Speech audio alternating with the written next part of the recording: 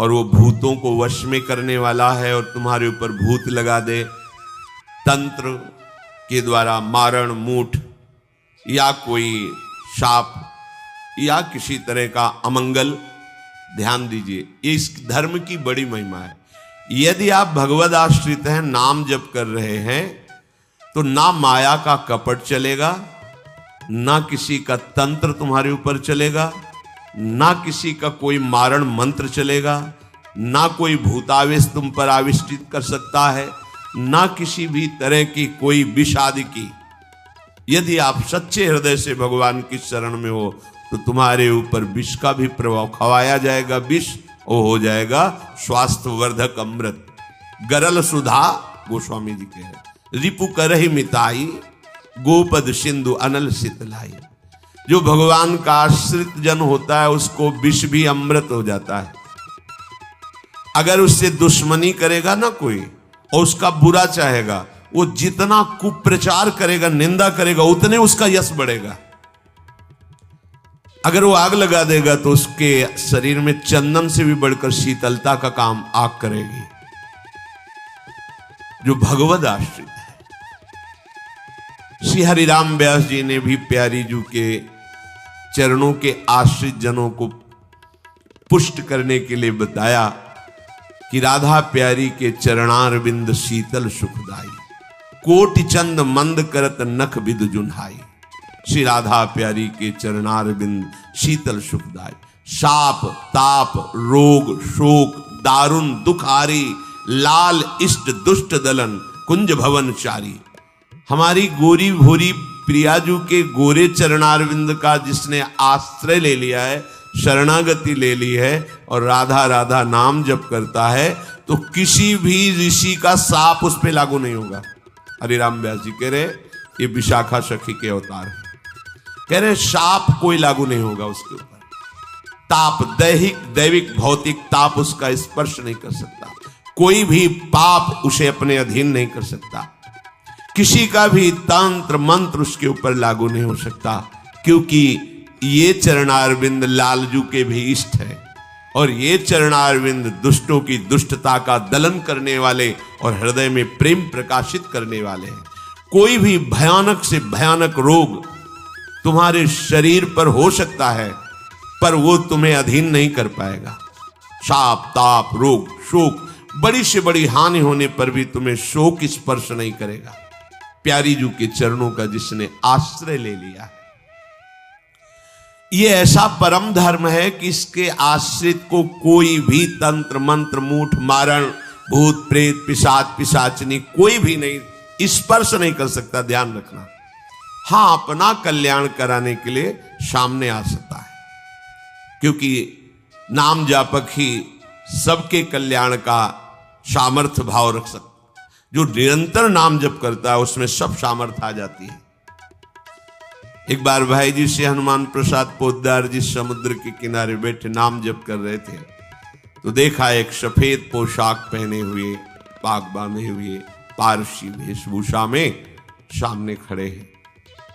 भाई जी ने सदाचार के कारण कहा, बाबूजी क्यों खड़े हो, बैठ जाइए। तो उनका आप बोले तो मेरे में सामर्थ्य है आपसे बात करने की, डरना नहीं आप। भाई जी ने कहा मैं क्यों डरूंगा, आप कोई भयावा थोड़ी लग रहे हैं। बोले लग नहीं रहा, लेकिन भयावा हूं मैं, प्रेत हूं। कोई बात नहीं, जो भगवत भजन में ये सब कई जगह ऐसा घटना में गंगा किनारे जैसे श्मशान है, ऐसा नहीं कि प्रेत योनि नहीं होती, होती है, पर वो प्रभाव नहीं दिखा सकती, ऐसे प्रत्यक्ष देखा है। भाई जी ने कहा कि तो आप हमारे पास क्यों आए हो? बोले अपना उद्धार कराने के लिए। मुझे गीता कंठस्थ है, बहुत से शास्त्र कंठस्थ हैं, पर कुछ ऐसी मेरे से गलतियां हो गई जिनके परिणाम रूप मुझे प्रेत योनि प्राप्त हुई है। फिर मुझे आंतरिक संकेत हुआ है कि आप हमारा कल्याण कर सकते हो। भाई जी ने कहा तो बड़े आश्चर्य की बात है कि आपको गीता कंठस्थ है और फिर आप प्रेत योनि में गीता के एक श्लोक बोल दे तो प्रेत तो मुक्त हो जाता है। बोले मुझे से कुछ ऐसे भयानक अपराध हो गए, जैसे गुरुद्रोह है, वैष्णव अपराध, ये बड़े भयानक अपराध होते हैं। जब किसी का पतन होना होता है तो माया यही खेल खिलवाती है, क्योंकि और सब पाप हैं वो दरस परस अगनाश, गुरुजनों के संतों के दर्शनों से ही नष्ट हो जाते हैं। लेकिन संत द्रोह, नाम जापक, वैष्णव द्रोह, गुरु अवज्ञा, गुरुद्रोह, ये भयानक अपराध होते हैं, इनसे दुर्गति हो जाती है। तो अपना कल्याण करने के लिए कोई ऐसा भले नहीं तो किसी भी भक्त के सामने, भगवद आश्रित नाम जापक के सामने किसी का चेटक नहीं चलता है। जिसने भगवान नाम को और भगवद आश्रय को स्वीकार कर लिया, उसे कभी कहीं भी कोई डिगा नहीं, और उसके सामने छल कपट नहीं चल पाएगा। एक श्री मथुरादास जी नाम के महापुरुष हुए हैं, तो बस कहे तिजारे मांझ भक्ति रस रास करिए एक बात ताको प्रगट सुनाइए। आयो बेशधारी को करे सालिग्राम सेवा, डोलत सिंहासन पे आन भीर छाइए। स्वामी के जो शिष्य भयो तिनहु के भाव देखी, वाही को प्रभाव आए कहो ही भाई। नेक आप चलो उरीति को बिलो किए जू, बड़े सर्वज्ञ कही दुखे नहीं जाए। मथुरादास जी तिजारी ग्राम में निवास करते थे। वैसे संतों का जो ग्राम में निवास होता है वो जगत मंगल की भावना से होता है। किसी भी गांव में जहां जो संत वास्तविक भगवत प्रेमी रहते हैं, वहां से भिक्षा लेकर उनको निष्पाप करते हैं, शिक्षा देकर के भगवत प्राप्ति कराते हैं, क्योंकि उनके श्रीमुख से नाम कीर्तन भगवत चर्चा होती ही रहती है।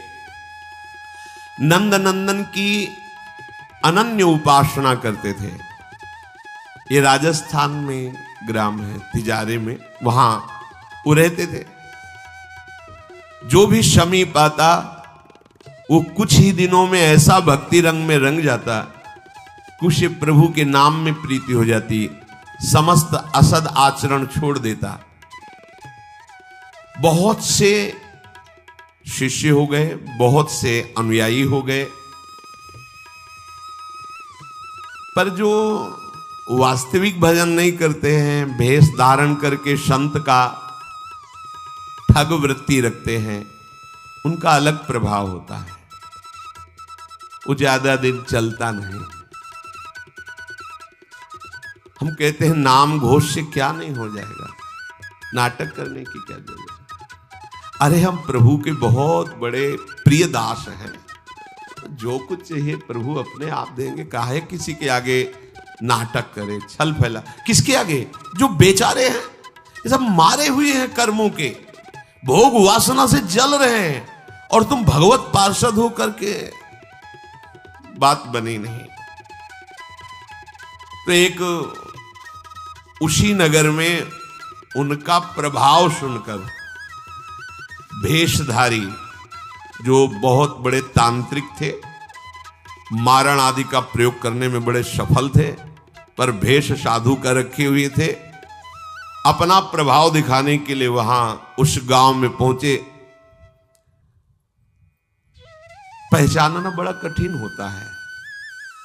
साधु और वेशधारी दोनों में पहचान बहुत कठिन होती। जब तक आप साधु नहीं हो तब तक आप साधु को नहीं पहचान सकते हो, क्योंकि जो वेशधारी स्वांग करेगा वो साधु से भी अच्छा करने की चेष्टा करेगा, क्योंकि स्वांग कर रहा है ना, तो बड़े बड़े भ्रमित हो जाते हैं। दर्शन भक्त अनूप सेवक जी ने लिखा है, पर रूप न शोभित प्रीति बिनु, और प्रभाव उनका ऐसा भरम भटकत भूप, बड़े बड़े राजा भ्रमित होकर उनके शिष्य बन जाते हैं। वेश का ऐसा प्रभाव है। इसीलिए भगवत रसिक जी ने एक पद में लिखा है, भेषधारी हरि के उर शाले। जो वेश केवल बनाया है रुपया पैसा के लिए, भोगों के लिए, हमें तो लगता है नहीं बनाना चाहिए, और काम कर लेना चाहिए, क्योंकि इसमें शुद्ध संतों को गालियां पड़ती हैं। शुद्ध भगवत मार्ग के पथिकों का अपराध बनता है, जिससे तुम कुल परंपरागत नष्ट हो जाओगे। जो वेश धारण करके संतों को गालियां दिलाते हैं, कुल परंपरागत नष्ट हो जाएंगे। क्योंकि जैसे आपकी श्रद्धा है कि